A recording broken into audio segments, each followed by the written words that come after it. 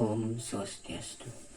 Perkenalkan, saya Putu Sujana Atmaja dari Prodi Pendidikan Teknik Informatika ingin menjelaskan mengenai skripsi yang saya buat dengan judul Pengembangan Film Animasi 2 Dimensi Sejarah Perang Kerajaan Bangli, Taman Bali, dan Gianyar. Kurangnya media informasi dan minimnya sumber buku yang terkait dengan cerita sejarah ini menjadikan kurangnya pengetahuan masyarakat mengenai cerita sejarah Perang Kerajaan Bangli, Taman Bali, dan Gianyar.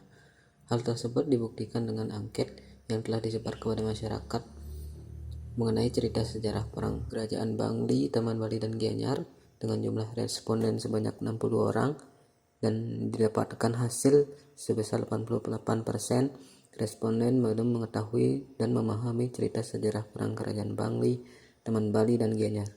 Hal tersebut yang membuat penulis mencoba untuk merancang film animasi 2 dimensi dengan tema Perang Kerajaan Bangli, Taman Bali, dan Gianyar. Metode yang digunakan yaitu metode MDLC, Multimedia Development Life Cycle. Dengan hasil dari tahapan tersebut yaitu yang pertama itu tahap konsep, yaitu menentukan judul, pengguna, tujuan, jenis media, audio, video, dan output yang dihasilkan. Kemudian tahap kedua yaitu tahap perancangan, merancang ide cerita, karakter, storyline, storyboard, serta latar pendukung. Kemudian yang ketiga yaitu pengumpulan bahan. Bahan yang dimaksud berupa background, dubbing, karakter, teks, dan gambar. Kemudian yang keempat yaitu tahap pembuatan yang terbagi menjadi dua tahap, tahap produksi dan pasca produksi.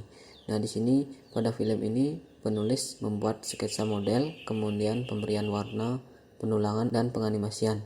Kemudian pada tahap pasca produksi melakukan dubbing, editing, dan rendering. Kemudian yang kelima yaitu tahap pengujian. Pada tahap ini dilakukan uji ahli isi, ahli media, dan uji respon pengguna. Pada uji ahli isi, hasil yang didapatkan dari 2 orang penguji sebesar 1,00 dengan kualifikasi sangat tinggi. Demikian pula dengan uji ahli media. Berdasarkan data yang didapat dari hasil pengujian yaitu sebesar 1,00 dengan kualifikasi sangat tinggi. Yang terakhir yaitu uji respon pengguna. Berdasarkan data yang didapat dari uji respon pengguna menggunakan skala Likert dengan responden sebanyak 60 orang, didapatkan hasil sebesar 92% dengan kualifikasi sangat tinggi. Nah, yang terakhir itu tahap distribusi. Produk yang telah dihasilkan berformat MP4 dan dapat disimpan dalam bentuk CD, perangkat mobile, ataupun situs web. Demikian yang dapat saya sampaikan. Akhir kata saya ucapkan terima kasih.